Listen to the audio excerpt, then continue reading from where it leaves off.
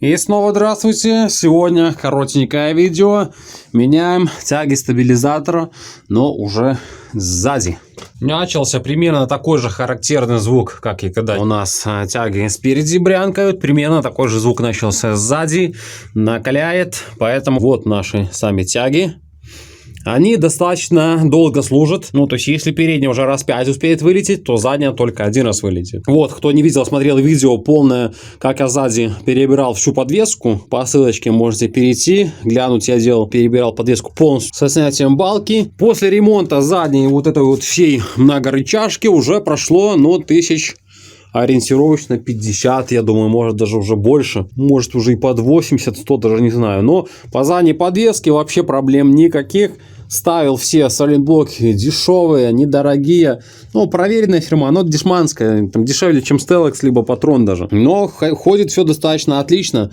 Сайлентблоки, ну так машина постоянно эксплуатируется, поэтому сайлентблоки не закисают, не высыхают, поэтому все с ними хорошо. Поэтому для многорычажки не обязательно использовать вам прям дорогие запчасти и так далее. Ходит у меня все отлично, хотя езда у меня, не скажу, что очень такая... качественная, обычно топоямом, все топоямом.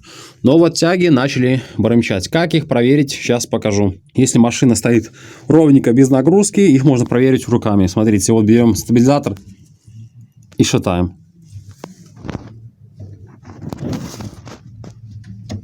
Вот стук.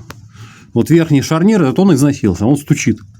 Он не просто там болтается, шевелится. Во-первых, тяга сама уже крутится сама легко руками. Это тоже признак. Но в плане шатается. Плюс она как бы люфтит. Жестко люфтит. Что левая, что правая. Тоже все люфтит. Поэтому будем их менять. Чаще всего вылетает именно верхний шарнир. Если снизу стоит сайлентблок, тут редко с ним что-то делается. Шарниры, мы знаем, всегда долго не ходят, особенно если запчасть недорогая. Но учитывая, что запчасть была дешманская, она стабильно 50, 60, 70 тысяч уже проехала. Это неплохой показатель. Нижнее крепление удобно откручивать с ямы, поэтому откручиваем его с ямы. А верхний шарнир отсюда не очень удобно откручивать. Маленькое очень расстояние между колесом и рычагом. Поэтому откручиваем колесо и пробуем откручивать его с той стороны.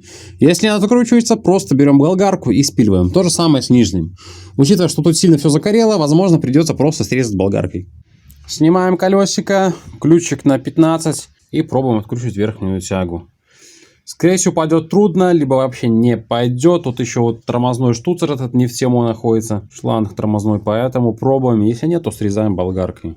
На удивление, все хорошо открутилось. Я вспомнил, что когда вставил это все, я здесь все хорошенечко смазывал.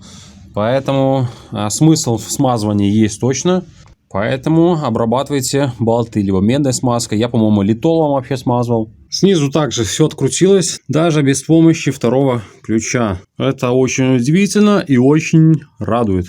Все, в принципе, тягу просто теперь выбиваем и устанавливаем новую. Вот наша тяга. Прошла 1050-70 ориентировочно. Точно гляну, попробую потом написать вам видео по тахометру. У меня где-то есть запись. Ну и проблема стандартная выхода из строя – это вода. Здесь с краю как бы кольцо вроде бы и есть. Вода-то, по идее, не должна попадать ни с этой стороны, ни с этой. С этой вроде все герметично.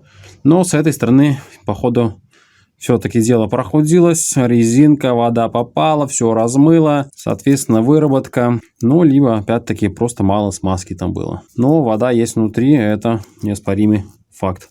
Смазываем и устанавливаем новую стоечку. Новую стойку устанавливаем, сразу верхний шарнир, его прикручиваем. А дальше, чтобы натянуть, у нас там стабилизатор просто на натянутом положении. И чтобы его высвободить, колесо ставим на место, опускаем машину. И затем уже нижняя часть тяги, она устанавливается без проблем.